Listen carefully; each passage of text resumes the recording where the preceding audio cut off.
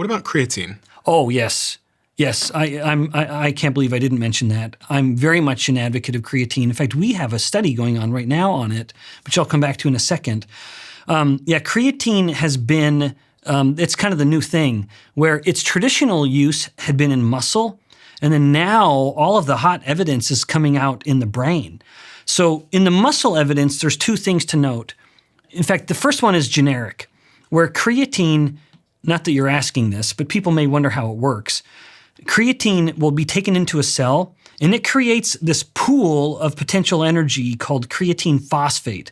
Now, earlier I'd mentioned ATP, and I'm holding up 3 fingers because of the 3 phosphates on that ATP, the triphosphate molecule. When we, say, contract a muscle, or a nerve is sending a signal, you're breaking ATP apart. You're splitting off one of those phosphates. And now you're left with a diphosphate, ADP. In order to recycle or regenerate the ATP, you need another phosphate molecule, and this is where creatine comes in. Because creatine has a phosphate now that it can come and give to the ATP, rapidly recycling ATP. Which means? So you're able to restore the energy in the cell sooner. Which means for me, on a daily basis? On a daily basis, it'd be 2 things in the 2 tissues of interest. One, you can get more work out of your muscle in a given unit of time. Yeah. So if you wanted to have a very effective 30-minute workout, your rests could be much shorter because of your ability to regenerate ATP or recover. But then the newest area of research is what's happening in the brain, where creatine has been shown to increase brain energy. And there are some incredible human studies finding that you take people with cognitive decline or some form of early dementia, give them creatine supplementation, and over the next few weeks, their cognition will improve. So as much as you have the gym bros who are taking it for muscle, which I'm sympathetic to, I want big, healthy muscles too, more than anything, you and I, we're not getting paid because of our muscles. We're getting paid because of our brains. So you and I are taking creatine to have bigger, better brains. But in order for the creatine to saturate the brain, you need more. And that's been some of the newest focus, where you can get away, if you're just taking it for muscle purposes, 5 grams is enough of creatine monohydrate.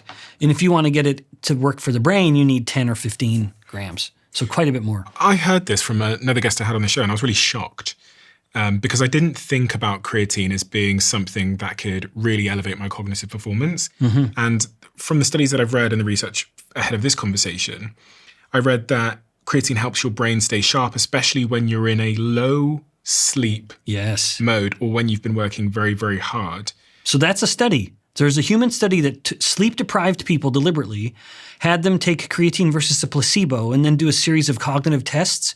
No surprise, the sleep-deprived people on placebo did very poorly. They're so tired, they're lethargic. The creatine treatment group performed much better. I heard this and I thought, wow, so when I'm like jet-lagged or I'm underslept, I should be taking my creatine. Yeah, and so as an underslept dad, you'll get there soon enough, I take creatine every morning. It is literally the first thing I drink. It's hard for, I've noticed just in my friendship group when I've talked about creatine, it's sometimes hard to convince women to take creatine because there's a sort of prevailing stereotype that it makes you large. Yeah, I wish, because then I'd be jacked. No, it doesn't. In fact, I think you could make the case that a woman, relevant to the cognitive aspects of it, should be focused on it more than men. So there are few chronic diseases that women suffer from more than men, and Alzheimer's disease is one of them. So this is a disease that will affect women almost double or even triple the rate of it affecting men. Insofar as the latest evidence shows that at higher doses, creatine helps with cognition, I think every woman, middle-aged and beyond, should be taking creatine daily. And indeed, on the higher end of that dose, because that's the dose you need to help your brain. And I read from one particular study, I think you talked about this on your YouTube channel, that creatine increases strength by up to 10% and power output by up to 15% and reduces muscle damage by 20 to 40% after intense exercise. Yeah, so creatine both acts as an energetic source and it changes gene transcription. So there's evidence to show that creatine in muscle stimulates what's called myogenic genes. Myogenic genes are those genes that promote muscle protein synthesis and muscle growth. So creatine both energizes the muscle and promotes growth of the muscle. Now, a woman may say, well, I don't want to get big. You can't get big. A female body does not have the right mix of sex hormones to get big muscles. All that will happen is she'll have wonderful, healthy, strong muscles. No woman ever needs to be worried about getting too big in muscles. It doesn't happen. Why do vegetarians and vegans need to pay more attention to creatine? Right. So creatine is one of the many things, if you'll pardon me for saying it, that a vegan would need to pay attention to. So creatine is a molecule that you can eat. So if someone's getting a lot of red meat, you could make the case that they don't need to supplement, that they're getting more than enough. But if you're not eating red meat, you may not be getting enough, and I'd say you probably aren't, and there's reason to get it, and to supplement. Does creatine have an impact on blood sugar levels? No. Blood sugar spikes at all? No. I would say if someone ever notices, if they're taking a scoop of creatine and they see, then it's probably because you have some maltodextrin in your creatine powder. Do you know, I had my blood levels done a couple of weeks ago, and the doctor said to me that I should be careful because they're seeing high levels of creatine in my kidney. Oh, okay, yes. So what they would have said is they would have seen high levels of creatinine. That was it. Yeah, but that's important for people to know because that's one of the long-standing attacks against creatine has been a high level of creatinine. That was it. So creatinine is the metabolite of creatine. So when creatine has lived its life and served its purpose, it gets converted into a molecule called creatinine, which is actively secreted from the kidneys. Now it's a waste product, and the kidneys happily dump it out. Now, in an average person, if you came in and you did a urine test and we found your creatinine levels were really, really high, we would worry, hey, is this a sign of kidney damage? Are your kidneys allowing too much to get filtered? And it might be a sign of that. However, if a person's taking creatine, it is absolutely guaranteed that they're going to have more creatinine coming out, and that's just because they're metabolizing more of the creatine. There's no reason to be worried about it. You talked about a 5-year study that found 0 kidney changes in athletes taking up to 20 grams of which is significant. Creatine a day. Yeah. There's no evidence. I'm unaware of any study that has shown kidney damage on creatine supplementation. It is what we call in science an artifact, where you see a little hint of a problem and assume it's actually causing a problem when it's actually just a manifestation of just what you're doing. Ben, I'm going to ask you to close your eyes. I'm ready. Okay. And I'm going to ask you to embody what I'm about to say. Okay. So suddenly now you are let's say 35-year-old man, and your name is Dave, and you have one kid, you have a little bit of extra fat around your midsection that you're trying to lose. You've been listening to this podcast for a while, you've heard lots of things, you haven't managed to make a huge amount of progress. Sometimes you try and then you bounce right back. Mm-hmm. And you're kind of at your wit's end. You really, really want 2026 to be the year that you finally prove to yourself, your family, for the sake of your kids and inspiring them to live a happy, healthier future, that you can make a change and you can become the strong, healthy, sexy dad that your family wants you to be and that you want to be. You want to finally prove it to yourself after all these years of struggling, trying, failing. What is it that guy or that woman needs to hear to close out this conversation today, Ben? Yeah. I appreciate you mentioning the kid. I think you need to have a reason because making change is hard.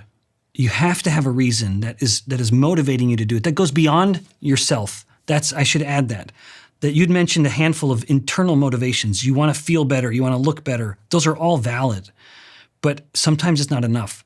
Have an external reason, and when you're a parent, you have a reason. You have a child. You're living for your child. So have a reason for doing what you're doing that goes beyond your own motivations and that touches someone else's life.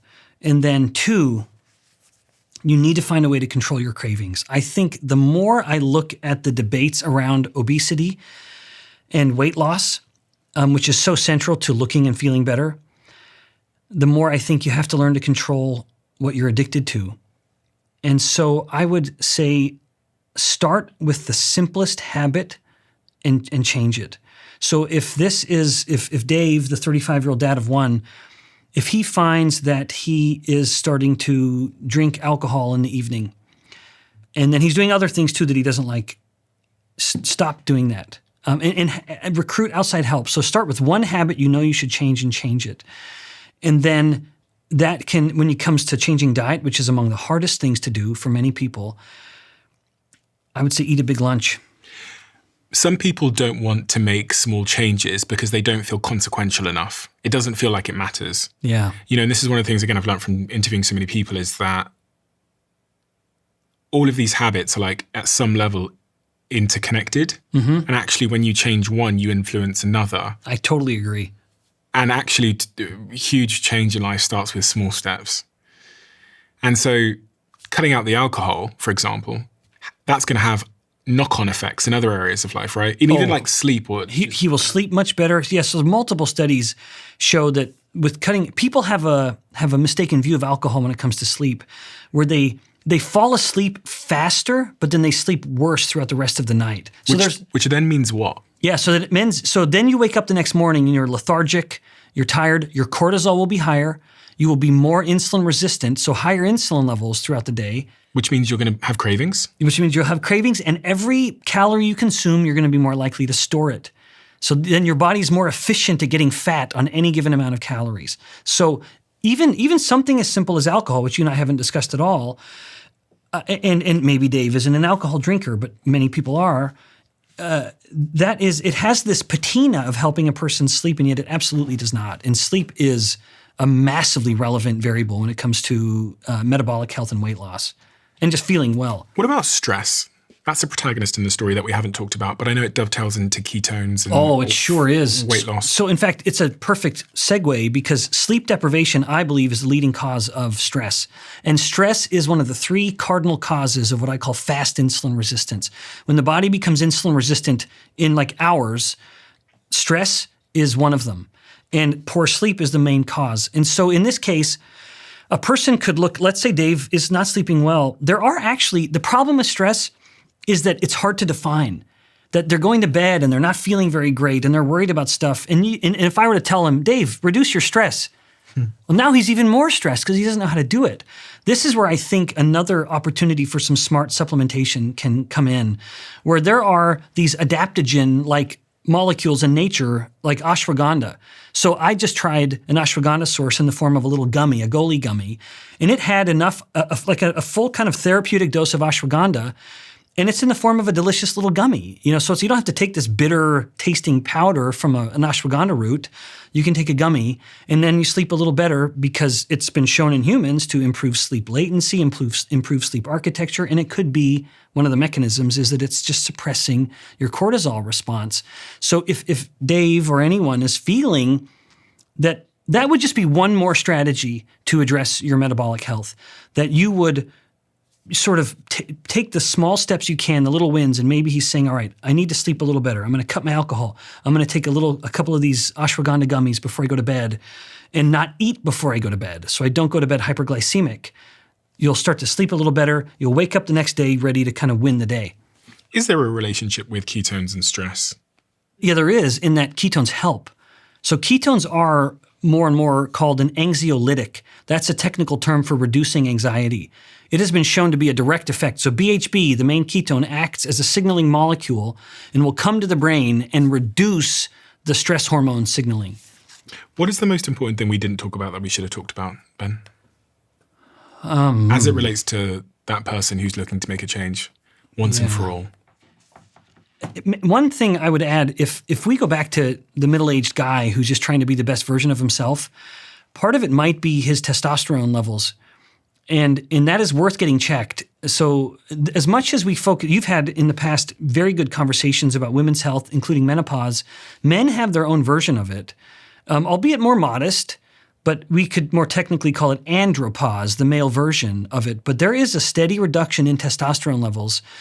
And if he finds that he is tired and he's gaining weight, get your testosterone checked. If it's actually low, lose a little weight and the testosterone will boost. But if you need help, there are supplements that can even help with testosterone production that you could use before full-on testosterone replacement therapy. But ice bath. An ice bath, I know guys who've doubled their testosterone levels by doing ice immersion, cold plunge, and then a workout after their cold plunge. That's a wicked, awesome combination. So there are a couple of tests that we've mentioned today. So I just want to summarize some of those tests. Can people check their insulin levels at home? No. No. Not really. There are some tests that have been marketed for at-home use, but they're quite cumbersome, and I would say they're not really ready for mainstream yet. Okay, so they have to go to a doctor and get that test? You do. And then the testosterone, you can't check that at home either? No. I guess could you get sent something in the post? You can, yeah. So there's companies in the U.S., Blokes and Joy, for example. There's other services you can use where you go online, sign up, and they send you either a phlebotomist or a little thing nowadays that you just snap onto your arm, press a little button, and it'll fill the tube with blood, and you just ship it back. Are there any tests that you recommend my audience get done? Yeah. I would say I am an enormous advocate of measuring insulin. If I could change any policy within the United States and worldwide, it would be that as much as every blood test, you and I will go into a blood test every time they'll measure our glucose and our lipids, like cholesterol and triglycerides. They'll never measure insulin. If I could have one change in the US and the UK and everywhere else, I'd say add insulin to that panel. Because once we get insulin, we can measure the fasted level, and a person wants to see it at around 7 microunits per mil or less. That's a really, really good sign. So you look at your insulin alone, but then with insulin and glucose, you can do something called the HOMA, H-O-M-A, the HOMA score. And that's a really good score of where you fall on the insulin resistance spectrum. And do you recommend that people try and wear a continuous glucose monitor, which is a device that costs $20, $30? You can get it on everywhere online. Yep. That stays on your arm for 14 days and it monitors your glucose levels, i.e. your blood sugar levels. Do you recommend people do that? I do. I think that a CGM is one of the best ways for a person to make their own changes. So if you put a CGM on your body, you're able to look at your phone and see what's happening in your blood. A CGM being a continuous glucose monitor. A continuous glucose monitor. So you're getting a continuous measurement of your glucose levels. I have seen more people make changes of their own volition when they just are wearing a CGM. And they don't need someone to be nagging them. You know, you have that internal motivation because you see what's happening in your own body. For anyone that's never tried it, I highly recommend it.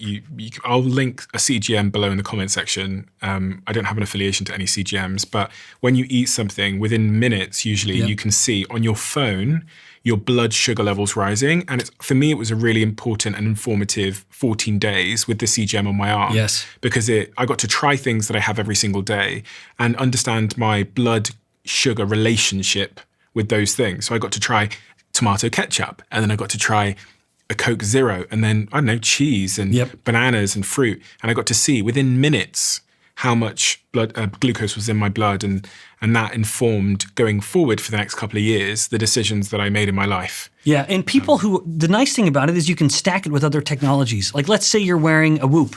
Yeah. Hashtag ad. One of the cool things with the CGM is the ability to stack it with other wearables. Well, where let's say that a person notices that with wearing a Whoop, that their HRV is suggesting that they're stressed. And then you look at that at the same time as your CGM, you may find that what's causing you to feel stressed could be your hyperglycemic spike. And you wouldn't have known that if it weren't for the CGM. So I think there's a lot of utility in stacking some of these wearables. Someday they're all going to be in one, and they'll crack the code of doing that. But I think it really does lend insight. I made one of the biggest changes to my sleep by wearing a CGM, where I would sleep terribly. I'd be monitoring my stress and find that, wow, every time I sleep really poorly, I'd spiked my blood glucose in the evening. I'm going to try cutting that out. And sure enough, it was the single greatest change of my sleep habits. If you love the Diary of a CEO brand and you watch this channel, please do me a huge favor. Become part of the 15% of the viewers on this channel that have hit the subscribe button. It helps us tremendously, and the bigger the channel gets, the bigger the guests.